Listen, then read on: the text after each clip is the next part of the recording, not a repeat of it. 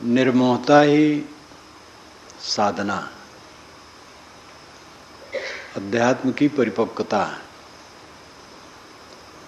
संसार की स्थिति पर निरंतर जो विचारता है उसके मन में सब की तरफ से निर्मोहता हो जाती है। न विचार करने से राग लगता है। चारों तरफ है क्या? कूड़ा कचड़ा, राग द्वेष, कीचड़ पानी, हल्ला गुल्ला। जिसको हम मालटाल मानते हैं वो सब दुख से भरा है।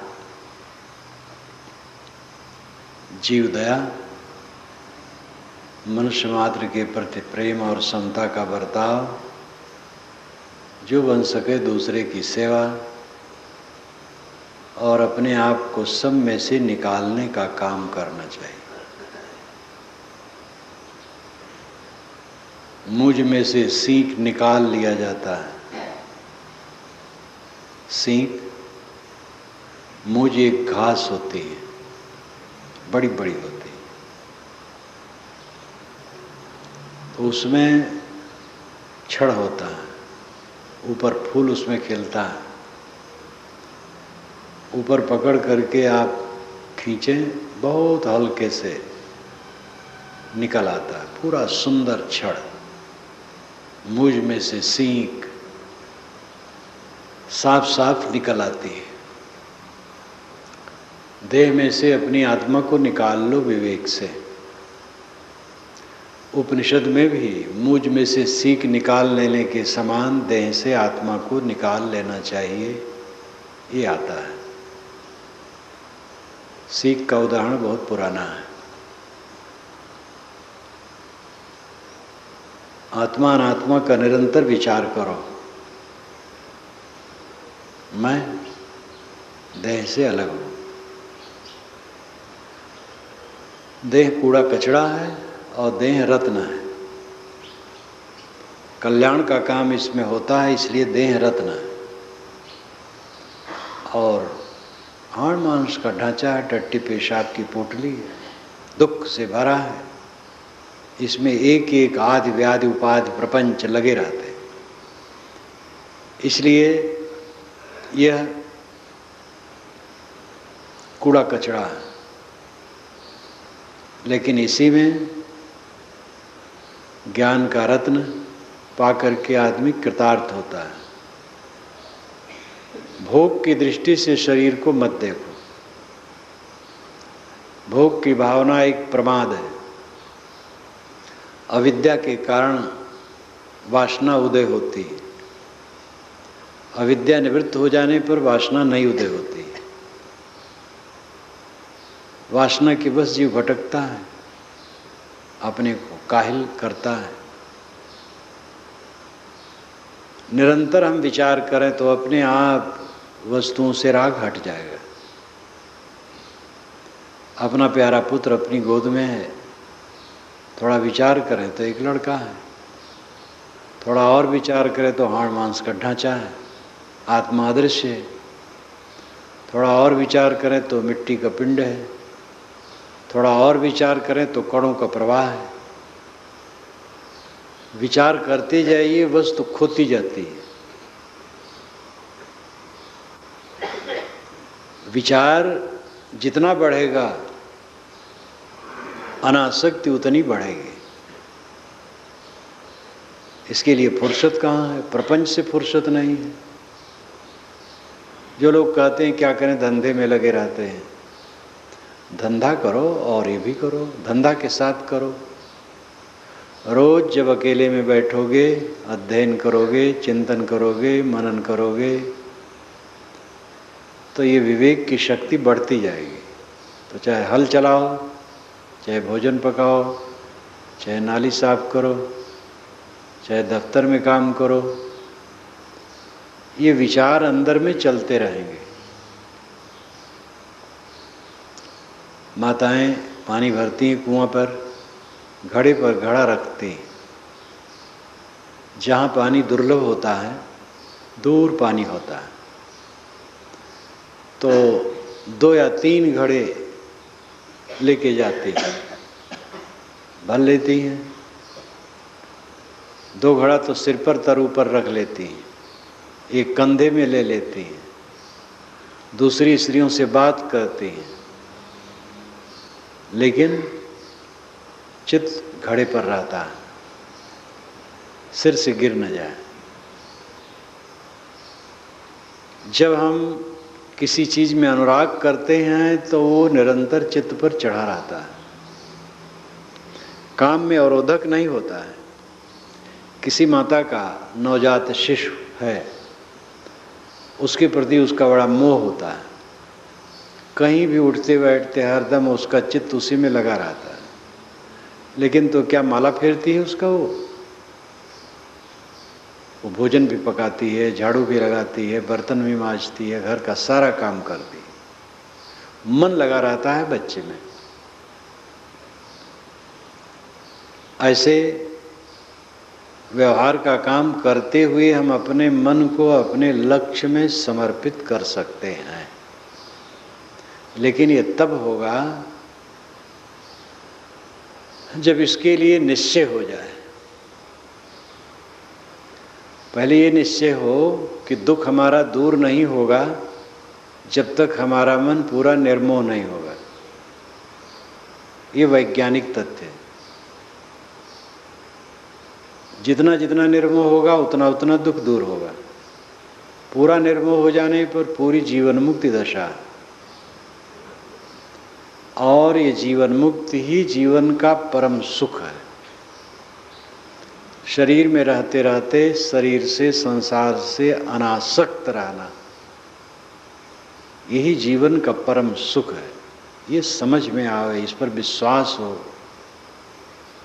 आदत तो पड़ी है नाली के कीड़े को निकाल करके बाहर रखो, छटपटाने लगता, और नाली में गिर जाए तो खूब आनंदित।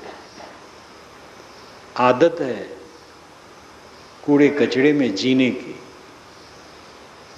इसलिए इस जीवन मुक्ति का सुख, निश्चिंतता का सुख, शांति का सुख समझ में नहीं आता। थोड़ी समझ में आ जाए तो दृढ़ता नहीं रहती, भूल जाती है बात, और फिर वही पुरानी आदत, फिर वही पुरानी आदत। प्रयत्न किए बिना कभी भी कोई किसी की गाड़ी अपनी लाइन पर चल नहीं सकती। पुरानी आदत अभ्यस्त है और ये नई आदत बनाना है, तो पहले लाभ निश्चय हो। निश्चिंतता का सुख दुनिया में सबसे बड़ा सुख है। जन्म लिए, बड़ा हुए, पढ़े लिखे, कमाई किए, विवाह किए, बाल बच्चे पैदा किए, आप पाए क्या? उनकी ताबेदारी करते करते गुलामी करते करते मर रहे हैं। क्या पाए? विवाह से क्या पाए? बच्चों से क्या पाए? उन्हीं सब के बीच में राग द्वेष का कूड़ा कचड़ा पाए, हंस खंस उलझन, और क्या पाए? उसमें कोई लाभ हुआ? आपके जीवन का लाभ तो बिल्कुल बाकी रह गया। जीवन का लाभ है निश्चिंत रहना, संतुष्ट रहना, तृप्त रहना, अविचल रहना, किसी भी स्थिति में विचलन न होना, कहीं भय न होना। मेरा क्या छूटेगा? है ही नहीं कुछ, तो क्या छूटेगा? चाहे जितना बटोर लो, छोड़ना है। तो साधु कोई महंत है, बड़ा मठ बनाया, बड़े चेले इकट्ठे किए, बड़ा प्रचार किया, अच्छा है, इसमें सन्मार्ग की बात बताई गई।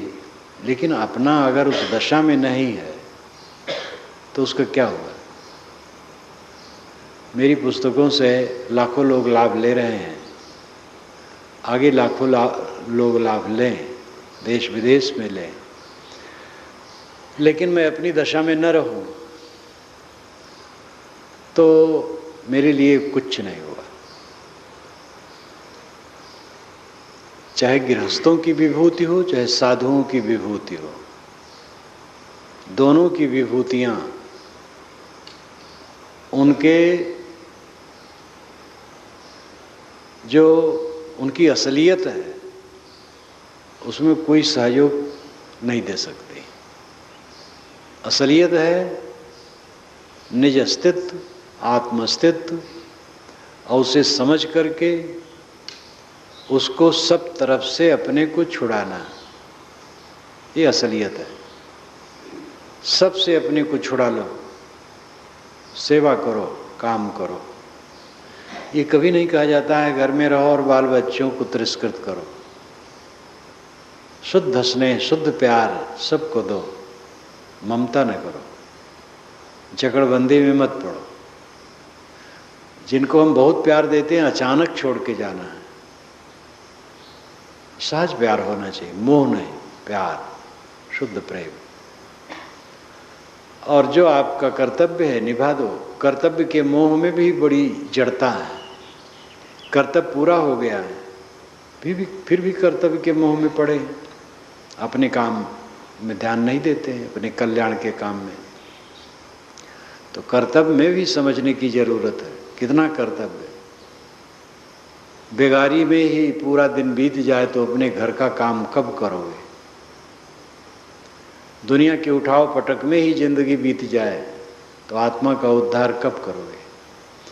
इसलिए अपने को छुड़ाने का काम करो, सब तरफ से अपने आप को छुड़ाओ, सेवा करो। जहाँ जिसकी जो ड्यूटी है, जो जिसका कर्तव्य है, वो कर्तव्य को निभाए, लेकिन अपने आत्मा की उद्धार में पूरा जोर दे। और उद्धार का मतलब ये ऊपर उठना। ऊपर उठने का मतलब है मन की मलिनता, इंद्रियों की मलिनता, हर शोक से ऊपर उठ जाना। हम जो कुछ करते हैं उसमें पाप होता है या पुण्य होता है। पाप और पुण्य के परिणाम में सुख और दुख होता है। पाप का परिणाम दुख होगा और पुण्य का परिणाम सुख होगा। सुख में राग होता है, दुख में द्वेष होता है। ये 6 अरे का चक्र है। अरे का मतलब है चक्के में केंद्र और परिधि के बीच में जो लकड़ियां लगी रहती हैं, धुरा केंद्र है, और चारों तरफ का जो चक्का का वलय है परिधि है।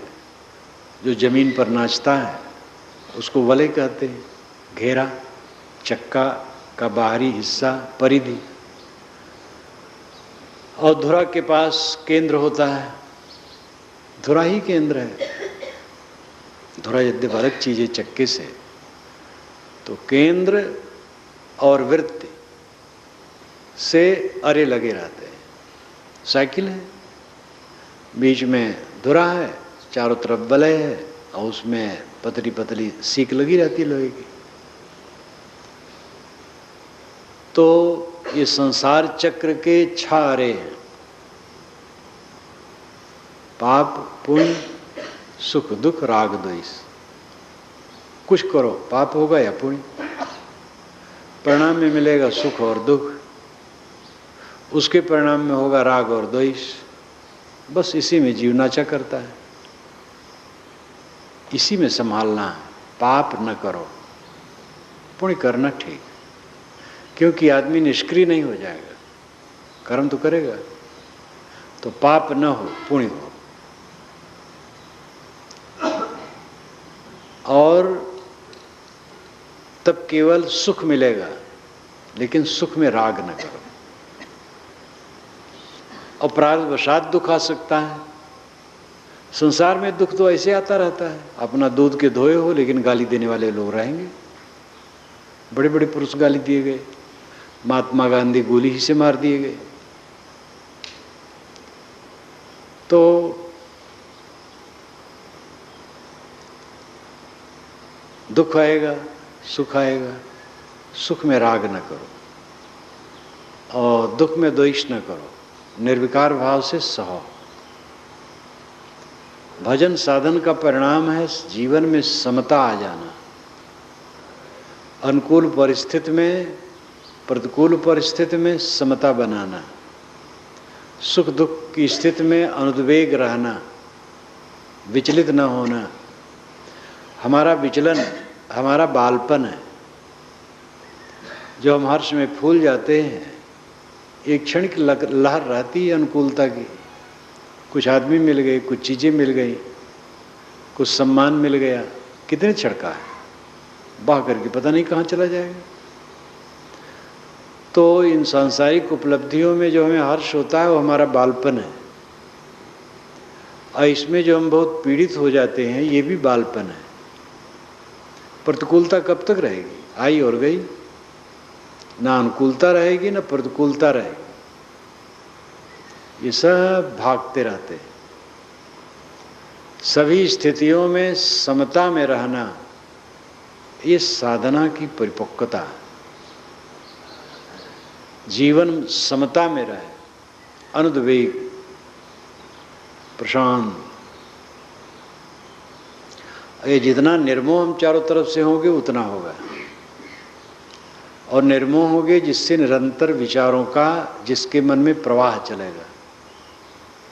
विचारों का प्रवाह नहीं चलेगा तो मन निर्मोह नहीं होगा। करो विचार जो सब दुख जाई। साहब कहते विचार करो जिससे सब दुख दूर हो। विचार से ही सब दुख दूर होगा। किसी बात पर विचार करो, उसकी क्षणभंगुरता सामने आ जाएगी। न विचार करो तो एकाएक जो रमणीयता है उसी में चले जाओगे। जवानी कब तक है? सुहाग रात एक रात है केवल। थोड़े दिन में पति पत्नी में विकर्षण हो जाता है। जो आकर्षण वैवाहिक क्षण में होता है और कुछ दिन रहता है, आगे कहाँ रहता है? आगे तो कितने एक दूसरे को देखना नहीं चाहते हैं। विभत्स शरीर ये कब तक राग के योग्य रहेगा? तो विचारों का प्रवाह चित्त में चलेगा तो राग कटेगा। राग कटेगा तब आध्यात्मिक बल बढ़ेगा। इसका अनुभव दुनिया के समस्त क्षेत्रों में हुआ है। जो साधक होगा उसका अनुभव करेगा ही, चाहे वो इस्लामिक साधक हो, ईसाई साधक हो, यहूदी साधक हो, भारतीय, सनातन धर्मी, जैनी, बौद्ध, वैष्णव, वैरागी, कबीरपंथी, आर्य समाजी, कितना नाम लिया जाए। साधना में जो लगेगा उसको अपने आप पता लगेगा कि क्या करना चाहिए। जब हम रास्ते चलते हैं तब खोज होती है रास्ता वहाँ के लिए गया है कि नहीं गया। इस रास्ते से जो दूसरा रास्ता फूटता है ये तो नहीं है। और रास्ते में चलेंगे ही नहीं, एक जगह बैठे रहेंगे तो उसका क्या मतलब है? चलने से फिर खोज होती है। करे खोज कबहू न भुलाई। साहब ने कहा कि खोज करे, कहीं भूले ना, भटके ना। तो हम जब साधना करेंगे तो अपने आप लगेगा कि हमारा मन जो बह रहा है कहीं राग के कारण बह रहा, मोह के कारण बह रहा है। जहाँ जहाँ आपका मोह नहीं होता वहाँ मन नहीं जाता है, जहाँ मोह होता है वहाँ जाता है। साधना करने से फिर मोह खटकने लगेगा, आसक्ति पीड़ा देने लगेगी। जो आसक्ति बड़ी आसक्ति तो सदैव पीड़ा देती है, लेकिन पीड़ा पाते हुए आदमी उसी में सड़ता रहता है। उसको दोष नहीं मानता है, आनंद मानता है। यही भूल है। साधना करते करते पीड़ा, सही पीड़ा और लगेगी, तब उससे जागरूकता होगी, हटने का मन होगा। बराबर साधना में मन लगने से अनुभव अपने आप आता है। दुख पाने पर सही ढंग से दुख सोचा जाए तो उससे निवृत्त होने की कामना होगी। उस लड़की के पत्र का मुझे याद आता है। इसी छत्तीसगढ़ की लड़की है, शायद दुर्ग क्षेत्र की हो, भक्त घर की लड़की होगी। हमें खूब जानती है, हमारी पुस्तकें पढ़ती है, बड़ी समझदार लगती है। नाम नहीं लिखा, पता नहीं लिखा। विवाह हुआ, अभी गत वर्ष में उसका विवाह हुआ है, या विवाह पहले हुआ होगा, गौन गई होगी। तो उसने मुझे पत्र लिखा कि साहब मैं बहुत परेशान हूँ, मैं पहली बार आई हूँ पति के पास और पति में इतना मोह हो गया है कि उसको देखे बिना मैं रह नहीं पाती। एक दिन कहीं वो बाहर चला जाए तो मैं बहुत परेशान रहती हूँ, और आप मुझे ऐसा उपदेश कीजिए कि मैं पति के बिना अकेले में शांत रह सकूं।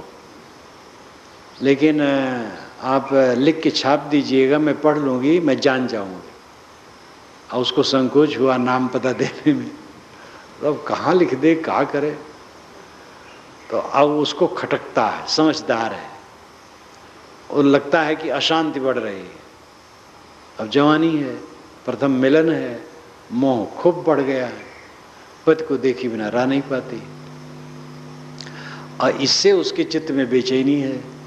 साफ लिखा कि मैं पति के बिना अकेले में शांत रह सकूं, ऐसा उपदेश कीजिए। दूसरे जिनमें थोड़ी भी साधना की इच्छा नहीं होगी, ये नहीं सोचेगा, दुखी रहेगा। और कोई कह दे कि अरे उससे अलग होके थोड़ा शांत रहो, तो उसको अशुभ लगेगा। लेकिन उसके मन में कुछ ज्ञान का बीज है, अच्छे संस्कार है, तो उसको पीड़ा होती है। मेरा चित्त असंतुलित, अपने आप में संतुष्ट रहूं, चाहत जीव अपने में आप रहे।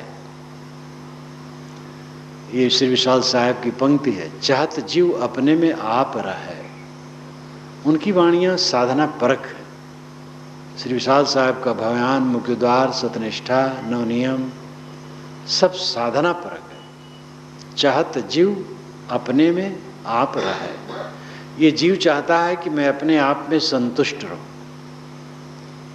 लेकिन वो समझता है वस्तु आधारता है, वस्तु का आधार लेकर के अपने में रहना चाहता है। वस्तुएं हों तो मैं अपने आप में रहूं, वो वस्तुओं को पकड़ता है। अब वो सही वस्तुओं का मोह हो जाता है, अपने आप से और खारिज हो जाता है। इसलिए वस्तुओं का आधार न पकड़े, किसी व्यक्ति वस्तु के आधार में चिपके न, अनासक्त रहे। अब जो गुजर बसर की चीजें हो तो खाना पीना लेना देना पड़ेगा, वो दवाई की तरह समझे। भोजन क्या है? एक दवाई है। और कपड़ा क्या है? एक पट्टी है, मलहम और पट्टी। फोड़े पर मलहम लगाया जाता है और पट्टी बांधी जाती है। ये भोजन एक मलहम है और शरीर कपड़ा एक पट्टी है। गुजर बसर की चीजें क्या है? वो व्यवहार की चीजें हैं, राग की चीज नहीं। और गुजर बसर से हट करके जो केवल राग के लिए किया जाता है, वो एक मानसिक सनक है, उसको हटा दे। तो साधना की सबसे बड़ी बात है निर्मोहता का अभ्यास करना। जहां रहो अपना कर्तव्य करो, आलसी न रहो, परिश्रमी रहो। लेकिन सुबह शाम मध्याह्न समय निकाल कर अलग बैठो और आत्मचिंतन करो, ध्यान करो, वास्तविकता का विवेक करो, और यह शक्ति बढ़ाओ। फिर चलते फिरते, उठते बैठते हर समय मन में विवेक की धारा बहने लग जाए। और ये धारा जिसके चित्त में निरंतर बहने लगती है, उसका मन अनासक्त होता चला जाता है।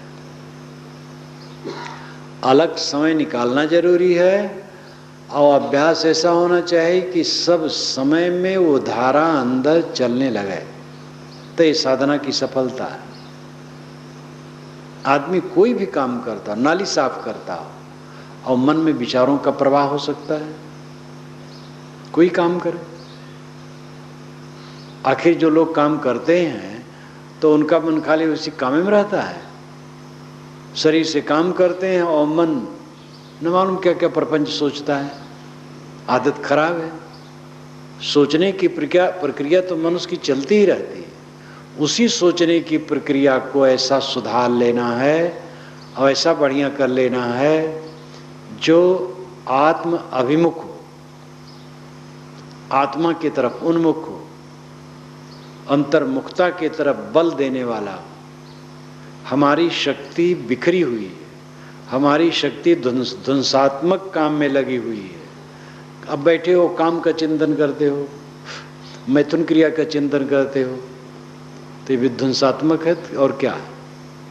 द्वेष का चिंतन करते हो, ईर्ष्या का चिंतन करते हो, या चिंता से चिंतित हो। चिंता करने से कोई लाभ होगा? काम करो, जो हो सो।